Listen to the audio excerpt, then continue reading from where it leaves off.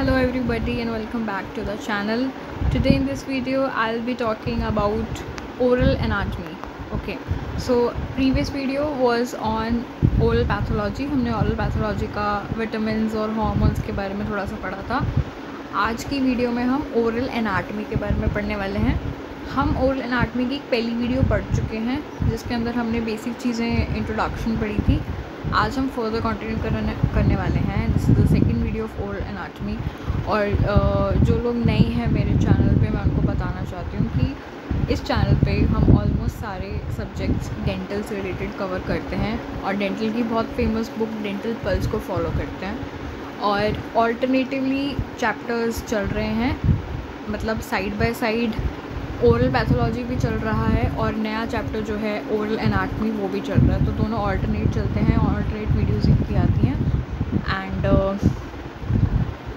Next thing जो बहुत important है कि I like to thank you all of you for giving all such good comments and liking my videos. And it's gonna be like 350 followers and it's really great to see this, that people are joining and you all people are liking my content. और कोई भी ऐसी अगर चीज़ है जो आपको particularly पढ़नी है या फिर कोई भी ऐसी चीज़ है जो आप चाहते हैं कि मैं इम्प्रूव करूं या कुछ भी ऐसा है तो आप कमेंट में मुझे बता सकते हैं. And I really thank you to every dental school family, every one of you. Thank you, because it really means to me when you like my videos and comment on it. Really thankful for you.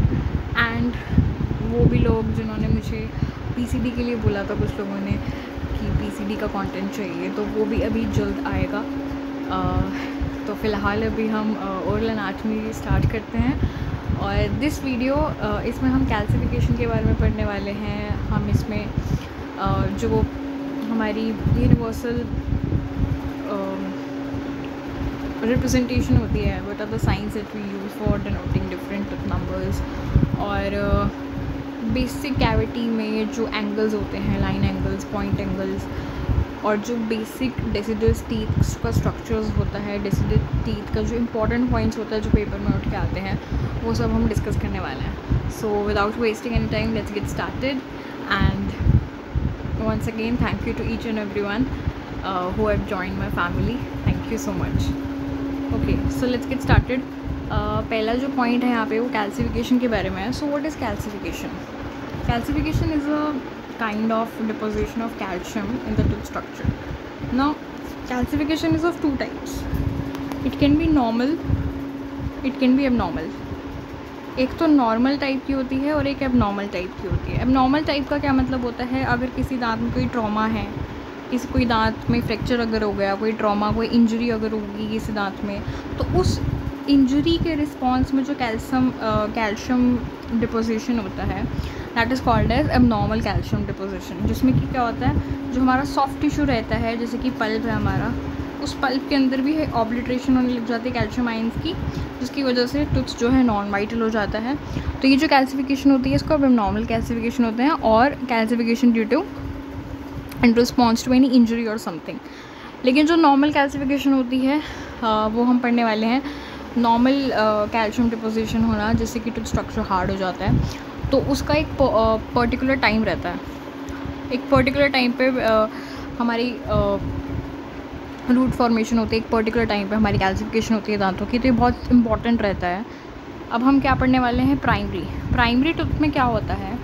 Initial calcification of primary teeth. Initial calcification of primary teeth start at 4th month in utero for primary central incisors. The last primary tooth to show initial calcification is second molar, which is at 6th month in utero. Okay, तो यहाँ पे क्या बताया हुआ है कि जो primary दांत रहते हैं, ठीक है, उनमें जब कैल्सिफिकेशन होती है तो इन यूट्रो कैल्सिफिकेशन होती है. मतलब जब यूट्रस में रहता है वो चीज़, तभी से ही उसकी कैल्सिफिकेशन होनी शुरू हो जाती है.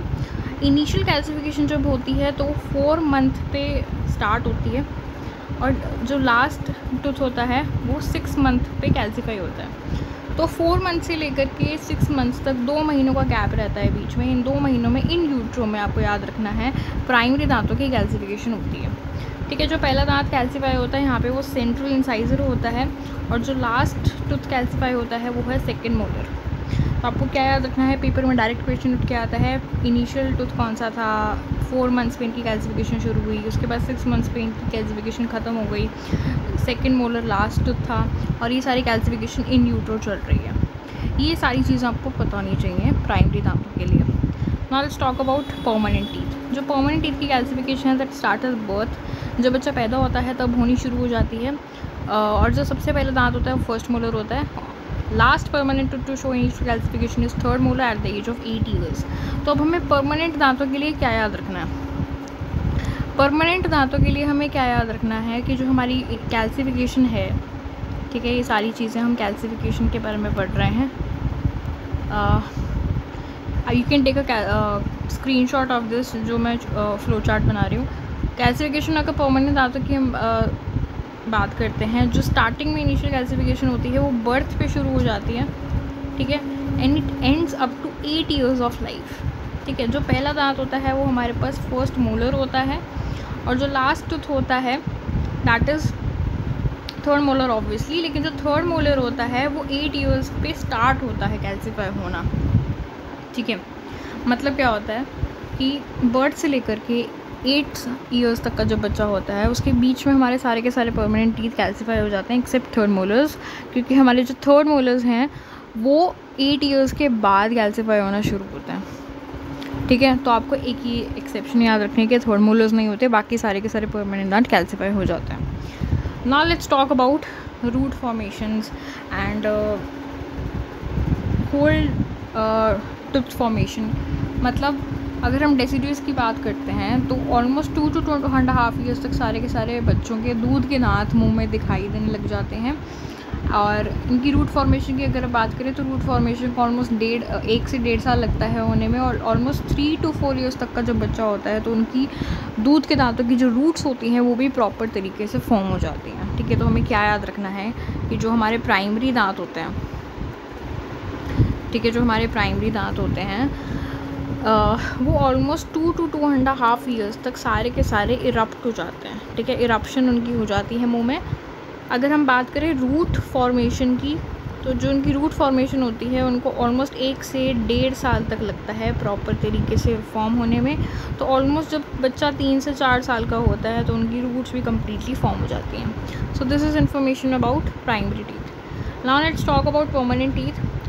12 to 13 ईयर्स तक सारे के सारे परमानेंट टूथ इरप्ट हो जाते हैं कैविटी के अंदर, और root formation almost 14 to 16 years तक कंप्लीट हो जाती है। तो हमें यहाँ पे क्या याद रखना है कि जो हमारे परमानेंट दांत रहते हैं, ठीक है, परमानेंट दांत रहते हैं, अगर उनमें हम इरप्शन की बात करें तो almost 12 to 14 years, okay, 12 to 14 years तक सारे के सारे जो हमारे परमानेंट दांत होते हैं वो मुंह में दिखाई देने लगते हैं।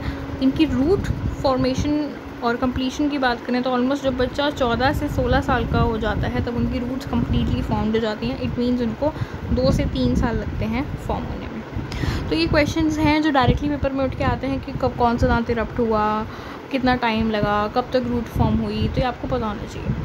आगे अगर हम बात करें तो यहाँ पे हमारे पास नोटेशंस, नॉमेनक्लेचर के बारे में बात करी गई है कि किस हिसाब से हमें दांतों को नंबर करना चाहिए, कैसे टूथ नंबर की पता होना चाहिए कि कौन सा सिंबल यूज़ करने से कौन सा नंबर यूज़ होता है। तो वो सारी चीज़ें इसमें बता रखी हैं। बहुत बेसिक चीज़ें होती हैं, आप सबको पता है ये ऑलरेडी, बट एक ब्रीफ टॉक कर लेते हैं। एक हमारे पास होता है यूनिवर्सल सिस्टम, एक हमारे पास होता है ज़िगमॉन्डी सिस्टम, एक हमारे पास होता है FDA सिस्टम। तो जो यूनिवर्सल सिस्टम होता है, ठीक है, ये जो यूनिवर्सल सिस्टम है, तो आपको पता होना चाहिए कि किस बंदे ने ये दिया था। जूलियस नाम का एक बंदा था जिसने यूनिवर्सल सिस्टम दिया था, और उसने कुछ नहीं किया था, इसने सारे टूथ नंबर्स को एक साथ लिखना शुरू कर दिया था। 1 से लेकर के सारे के सारे 32 तक दांत इन्होंने नंबरिंग्स 1 2 3 4 ऐसे करके यूज़ किया था। आप इस हिसाब से देख सकते हो। ठीक है। नंबरिंग्स यूज़ करी थी परमानेंट दांतों में, और अल्फ़ाबेट्स यूज़ करे थे प्राइमरी दांतों में। ठीक है। तो एक ये चीज़ आपको पता होनी चाहिए यहाँ पे। एक और इम्पॉर्टेंट चीज़ जो सबसे ज़्यादा कॉमन होती है, जब भी हम टूथ नंबरिंग करते हैं तो हम राइट अपर से स्टार्ट करते हैं, फिर लेफ़्ट अपर में जाते हैं, फिर लेफ़्ट लोअर में जाते हैं और फिर लास्ट में राइट लोअर में जाते हैं। ठीक है, तो इस हिसाब से हमारी टूथ नंबरिंग होती है। आप एक ऐसे चार्ट भी बना सकते हो कि इस हिसाब से हमें मूव करना होता है। जैसे कि अगर पेशेंट के फेस के अकॉर्डिंग अगर हम बात करें, जैसे कि ये पेशेंट है, ये उसका फेस है, ये उसका कैविटी है ओवरऑल, तो हमें इस हिसाब से लिखना होता है। मतलब जब हम क्वाड्रेंट्स लिखेंगे तो इस हिसाब से लिखेंगे, राइट टू लेफ़्ट। ठीक है, एक छोटी सी बात होती है जो क्लिनिकली बहुत ज़्यादा इंपॉर्टेंट रहती है। उसके बाद ज़िगमॉन्डी की अगर हम बात करें तो ज़िगमॉन्डी ने क्या किया यहाँ पे, इस हिसाब से एक साथ लगातार नहीं, उसने चारों क्वाड्रेंट्स के लिए अल्फ़ाबेट्स और नंबर्स यूज़ करे। ठीक है, ये हमारा ज़िगमॉन्डी सिस्टम है। ज़िगमॉन्डी सिस्टम को आप ऐसे भी लिख सकते हो, ए अल्फ़ाबेट्स हमेशा बच्चों के लिए यूज़ करते हैं और नंबर्स हमेशा अडल्ट के लिए यूज़ करते हैं। इस हिसाब से लिख सकते हैं। इसका मतलब होता है हमारा अपर राइट क्वाड्रेंट। अगर हम इस हिसाब से लिखते हैं ये, तो इसका मतलब होता है हमारा लोअर राइट क्वाड्रेंट। ठीक है, तो ये ज़िगमॉन्डी सिस्टम है। उसके बाद हमारे पास जो अभी करंटली हम यूज़ करते हैं वो FDI सिस्टम होता है। FDI में हम इस हिसाब से नंबरिंग्स करते हैं। जो नंबर्स होते हैं एडल्ट्स के लिए और अल्फ़ाबेट्स बच्चों के लिए। FDI सिस्टम एक ऐसा सिस्टम है जिसमें एडल्ट्स और बच्चों दोनों के लिए नंबर्स यूज़ होते हैं। फ़र्क क्या होता है कि बच्चों के लिए जो नंबरिंग यूज़ करते हैं वो 5, 6, 7, 8 यूज़ करते हैं और एडल्ट्स के लिए 1, 2, 3 नंबरिंग यूज़ करते हैं। ठीक है, फर्स्ट क्वाड्रेंट के लिए 1, 2, 3, 4 ऐसे यूज़ करते हैं। उनके आगे हम यहाँ पे नंबर लिखने लग जाते हैं, जैसे कि 1, 1 या 1, 2 या 1, 3, इस हिसाब से। आप सबको पता है ये चीज़ें। It's just a brief cover up. उसके बाद हम अगर कैविटी की बात करें, जब हम कैविटी बनाते थे अपने 3rd ईयर में, हमने कैविटी बनानी शुरू करी थी, तो हमें पता होता था कि क्लास 1 कैविटी की एक प्रॉपर शेप होती है। अगर हम मैक्सिलरी फर्स्ट मोलर पे बना रहे हैं तो इस हिसाब से शेप बनती थी। ठीक है, ये मैंने बहुत ज़्यादा रफली शेप बना दी। अगर हम प्रॉपर तरीके से अगर शेप की बात करें, अगर हमारे पास ये है, ठीक है, प्रॉपर तरीके से शेप की अगर बात करते हैं तो इस हिसाब से हमारी शेप बनती थी।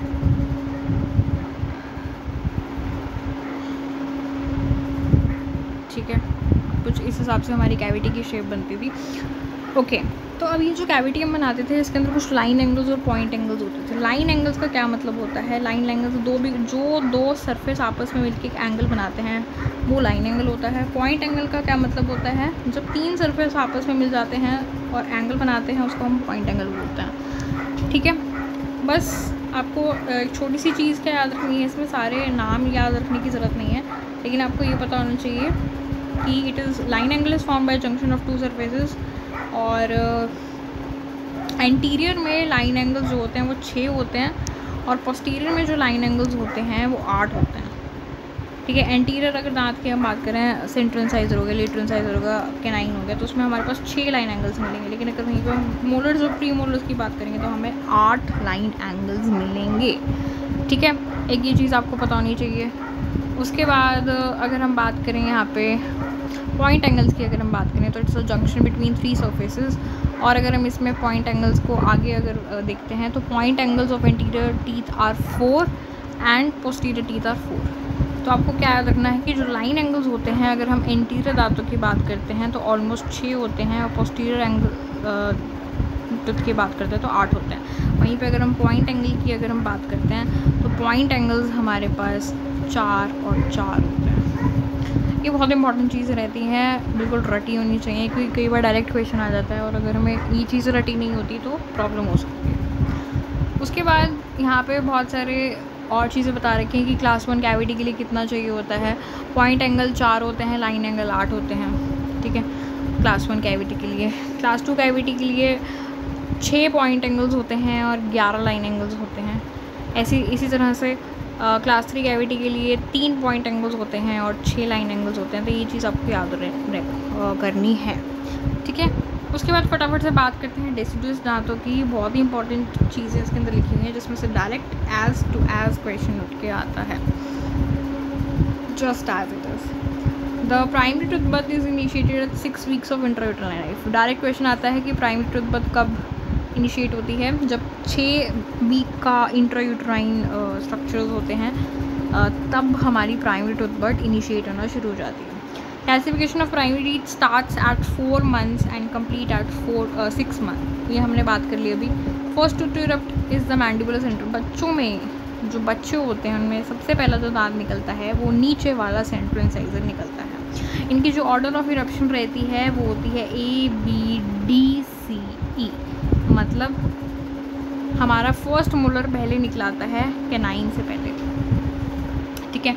हम सबको पता है कि बच्चों में प्री मोलर्स नहीं होते, ठीक है। पर क्वाड्रेंट अगर हम बात करें तो बच्चों में 5 दांत होते हैं। ऑलमोस्ट 20 दांत बच्चों के अंदर होते हैं।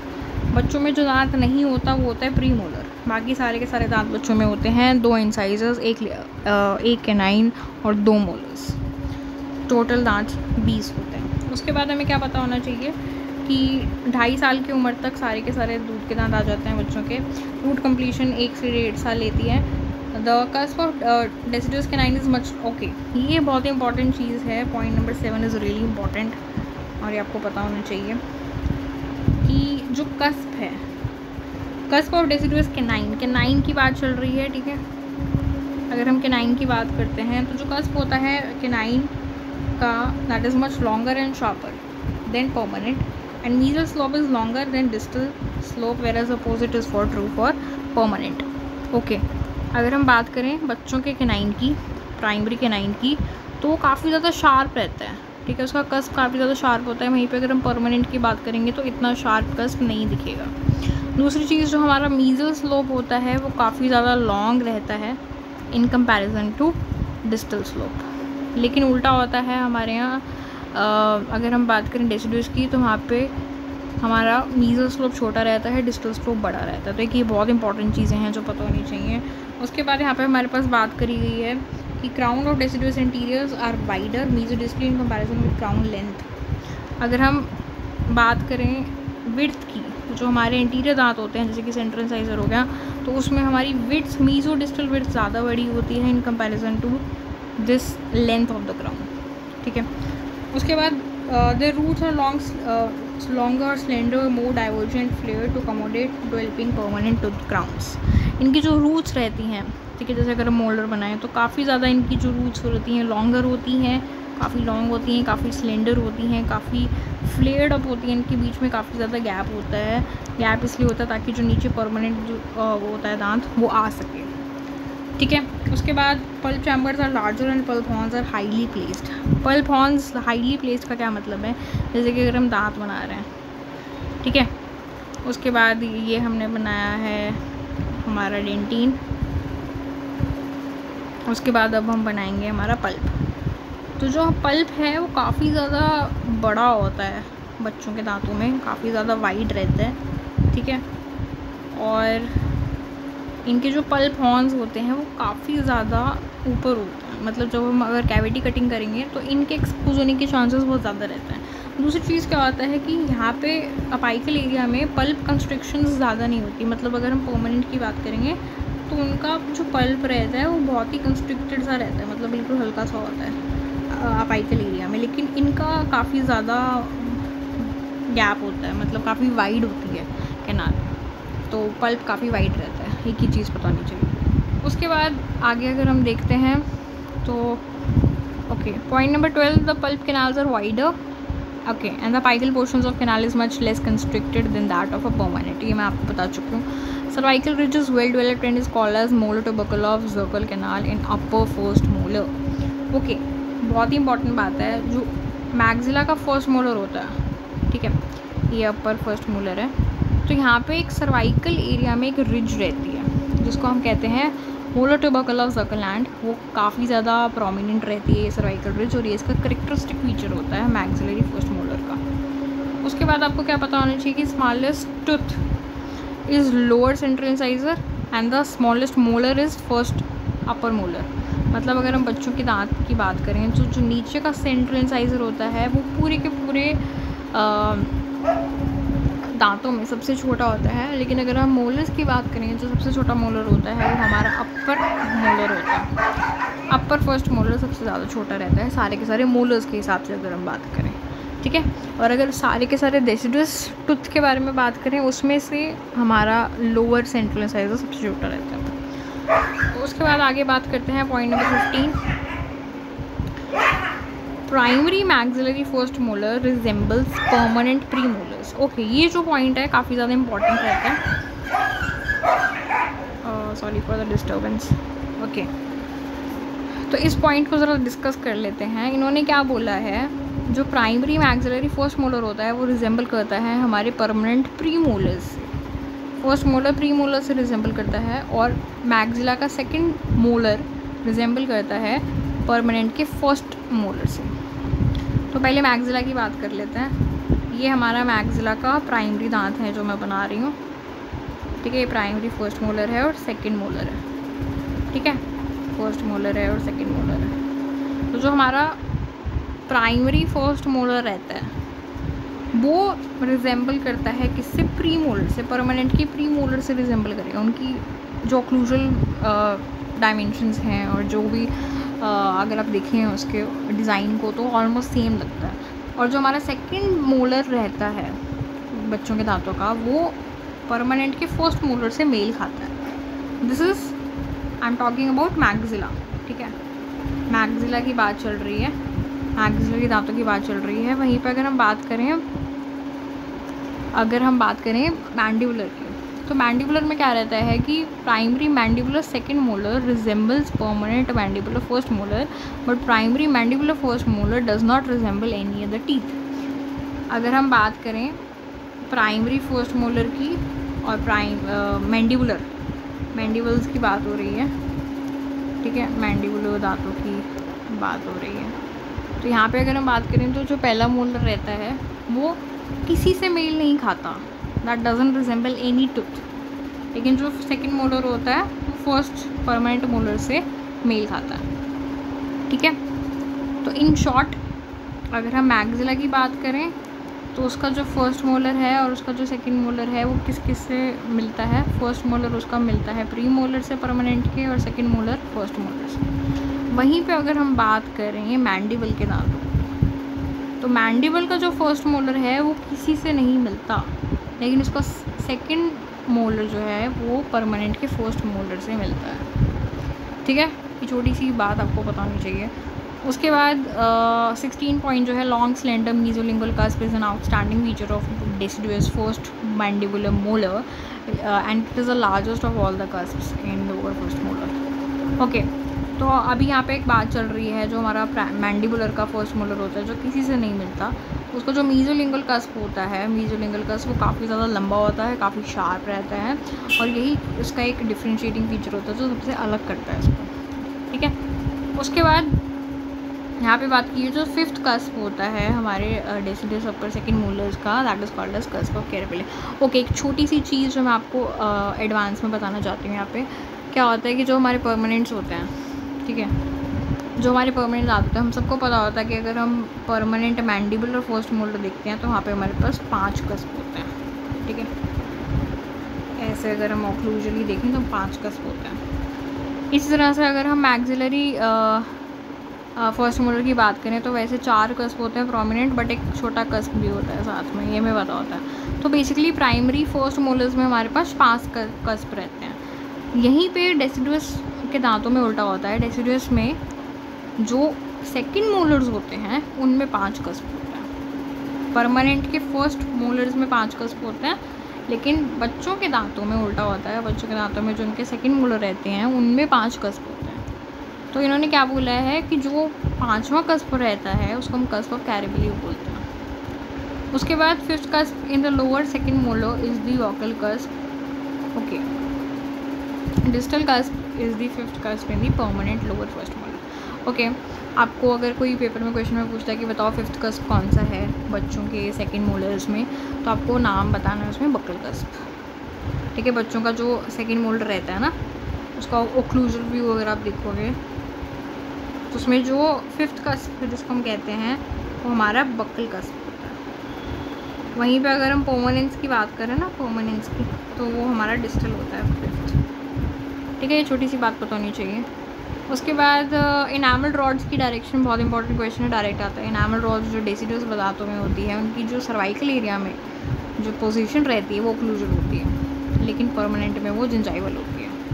आपको एक चीज़ याद रख लो, डेसिडुअस दांतों का याद रख लो। डेसिडुअस की सर्वाइकल एरिया में, वहाँ पे जो इनामल रॉड्स की डायरेक्शन होती है वो ओक्लूजल होती है। उसके बाद primary molar in which anatomy of pulp contraindicates and MOD preparation is the mandibular first molar. Primary molars में, बच्चों के दांतों में जो नीचे वाला पहला मोलर होता है जो किसी से मेल नहीं खाता, उस मोलर में ऐसा क्या होता है कि एमओडी प्रिपरेशन आप नहीं कर सकते, आप बिल्कुल नहीं कर सकते। बच्चों के फर्स्ट मोलर में, मैंडिबुलर फर्स्ट मोलर में आप एमओडीज़ नहीं बना सकते। मतलब MoD is a type of cavity preparation will gonna learn in Indo, तो आपको ये याद रखना है कि उसमें एमओडीज़ नहीं बन सकते, ठीक है। उसका शेप इस हिसाब से होती है। So this is all for deciduous dentitions and nomenclatures and all this calcification and line angles, point angles. In the next video I'll be discussing permanent tooth. आज के जितने भी पॉइंट्स हैं सभी इंपॉर्टेंट थे। साइनॉप्सिस सभी का इम्पॉर्टेंट ही होता है। आप कोशिश करें साइनॉप्सिस को सबसे ज़्यादा रिवाइज करने की, बिकॉज डायरेक्ट क्वेश्चन साइनॉप्सिस से उठ के आते हैं। And if you have any query you can write down in the comment section and do like this video, subscribe to my channel if you like my content a little bit informative, because it really helps me and motivates me. So thank you for watching and I'll see you in the next video. Bye bye.